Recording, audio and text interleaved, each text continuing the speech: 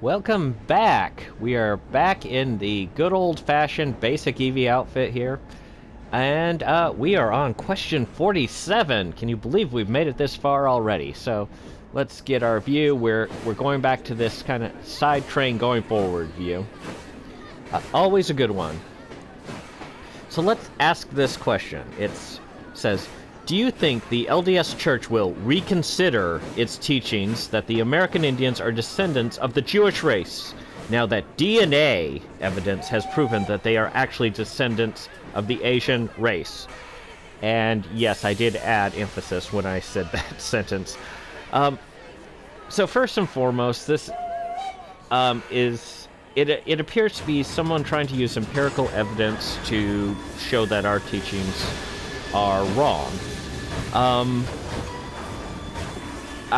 just going to say kind of the premise behind that is not going to, using empiricism to discuss spiritual things never seems to end well. It seems kind of to be along the lines of, I've talked about this before, the sign seekers who ask for a sign, but then when you show them, a sign, they kind of ignore it. So let's take this one. This person is saying that the DNA evidence has proven that they were descended from the Asian race.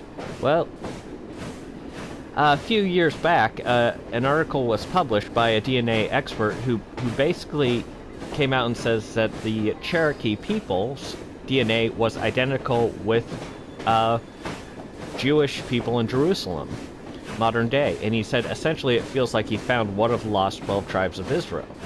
Now, I could present this, but the person would say, well, yes, but this other DNA test said this or that.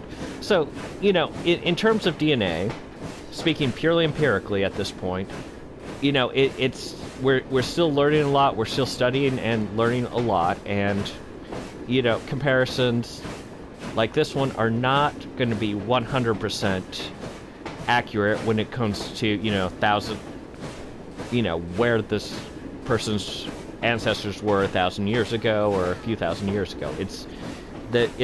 We just don't know enough. We're constantly learning, and information is change, and there's also a good deal of interpretation, I think, from what I understand of it, that goes along with looking at it, where it's like, this seems to be very similar to this, which, just in a cursory glance, it seems similar to this or that. And it means there could be a connection there, but we don't know exactly what is the connection and where it came from. So, DNA evidence, in purely an empirical sense, we're still learning and we're still growing. So like I said, the news of the day, like all scientific knowledge, is subject to change as new information, new knowledge comes forward. So in terms of that, this actually changes nothing. It really doesn't. It is a matter...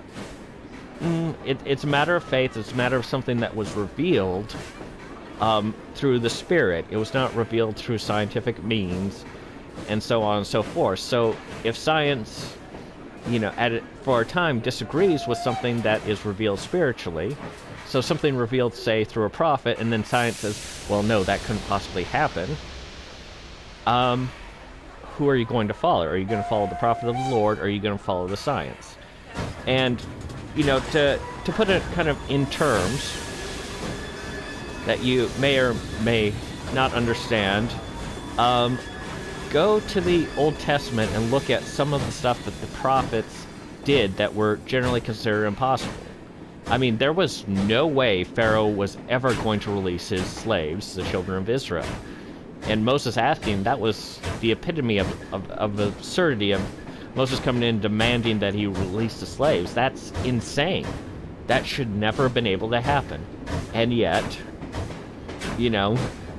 7 plagues later on, Pharaoh's going like, okay, this ain't worth it, and he releases the slaves. So I think when you approach it from that angle, it's, well, do I follow a prophet? Do I follow what men say? Who's wiser, God or man? And I think that's what these sort of questions come down to, and And that's one of the reasons why I find them kind of absurd when people try to use empirical knowledge to disprove spiritual facts.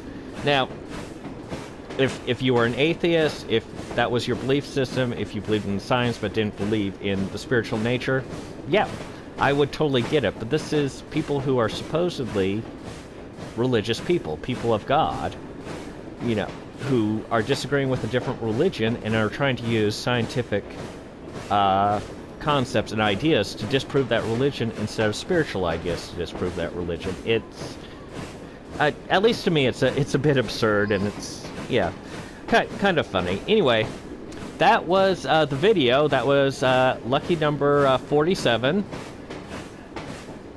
I am referencing a different video game, but I've always liked the number 47. It just seems to work for me. I don't know why. 4 and 7 put together. So, great combination. Anyway, that's a video. Like and subscribe if you like this. Let me know what you think. And I will see you in the next video. Bye.